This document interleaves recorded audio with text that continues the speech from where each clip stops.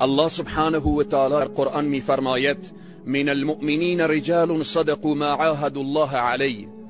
مردانی هستند از بین مؤمنین، مردانی هستند که با عهدی که با خداوند بسته بودن با او عهد خود وفا کردند، جام شهادت را نوشیدن. و بعضی دیگر از مؤمنینی هستند که آنها منتظر هستند تا جام شهادت را بنوشند، هرگز در نیتشان و فکرشان و هدفشان تغییری ایجاد نمی شود. برای کسانی که این عمل سفاکانه را انجام دادن میخواهم برایشان بگویم که شما کجا می روید؟ مسیر شما کجاست؟ تو کسی که این جنایت را انجام دادی میدانی مسیر تو کجاست؟ بله، مسیر تو هم واضح و مشخص هست، همانا جهنم، عذاب الهی. و من یقتل مؤمنا متعمدا فجزاؤه جهنم خالدا فیها و غضب الله علیه و لعنه و اعد له عذابا عظیما. باید نشان بدهیم که ما از علمای خود دفاع می کنیم. باید نشان بدهیم که دشمنان اندام به اندامشان، دشمنان خارجی به داخلی بلرزن و بدانن که علما وقتی از جامعه برداشته می شوند، ملت مسلمانه و از علمای خود دفاع می کنه. بله، ابو حنیفه ها، شافعی ها، حنبل ها، مالکی ها، ده ها و صدها و هزاران عالم دین فدای دین شدن. این سنت الهی است که ما باید جان خود را فدای دین بگردانیم.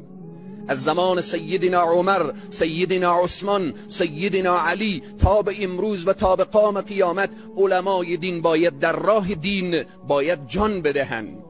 شهادت افتخار ماست، اما تأسف و تأثر از نظامی داریم که شهادت علما را میبینه و سکوت میکنه و در حد یک تسلیت و در حد یک تقبیح از کنار این قضیه میگذره. این به درد ما ملت نمیخوره که نظام بیایه این را تقبیح بکنه، نظام بیایه این را محکوم بکنه.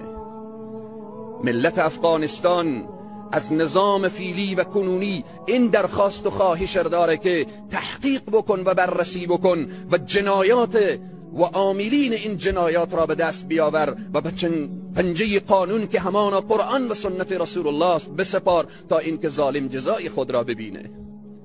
ملت شریف افغانستان، ملت مسلمان، دشمنان اسلام امروز حتی دستشان به محراب و منبر علما رسیده.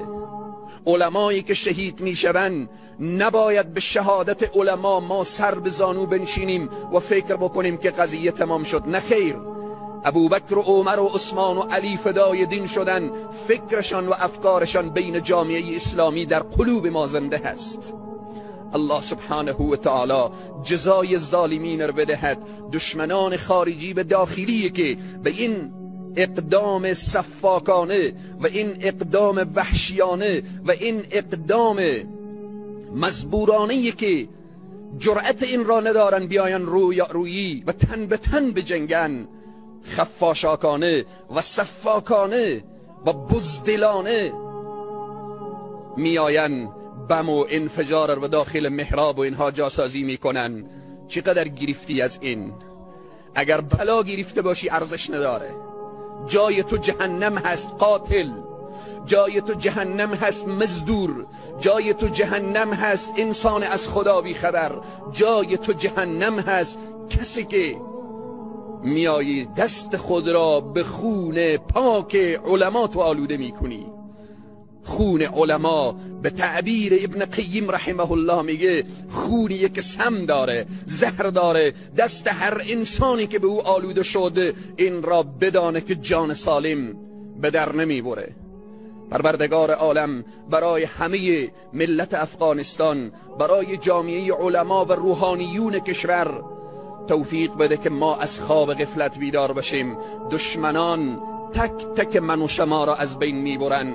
باید متوجه خود، متوجه سرزمین خود، متوجه مساجد خود، متوجه حوزه های علمی خود باشیم. الله سبحانه و تعالی برای همه جامعه افغانستان، ملت مسلمان افغانستان صبر جمیل و مزد جزیل عنایت بفرمایه. از عزیزانی که غم شریکی نمودن الله برای همه جزای خیر عنایت بفرمایه. پروردگار عالم بر سایر علمای ربانی ما توفیق بده تا همیشه حق را بگوین و در مقابل ظالم نه هراسن و نترسن. آخرین حرف من این هست که اونهایی که میخواهند با کشتن علما دین را از بین ببرن، این محال است. این آرمان مگر به گر ببرن. هر قطره خونی که از علمای ربانی بر زمین میریزه صدها و هزاران عالم دیگر رشد میکنه. این سنت الهی هست که الله سبحانه و تعالی با ریختن خون علما هزاران فکر خواب بیدار میکنه، هزاران قلب مرده را بیدار میکنه و زنده میکنه. این را بدانن. چراغی را که ایزید بر فروزد، هر آن کس پوف کند ریشه اش بسوزد.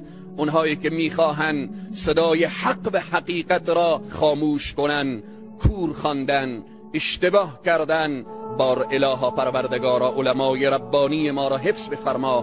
پروردگارا جوانانی که در گرد علمای ربانی هستند حفظ بفرما. پروردگارا بر همه ما توفیق بدی تا اینکه فدای دین تو بشیم.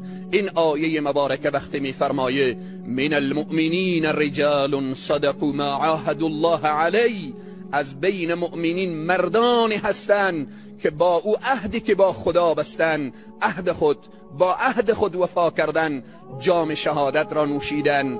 و منهم من ینتظر، بعضی دیگه از بین این مؤمنین مردانی هستند که منتظر شهادت هستند، مثل که ظالمین، کفار، ملحدین، فساق، فجار منتظر رسیدن به آرزوها و هواها و خواهشات نفسانی خود هستند.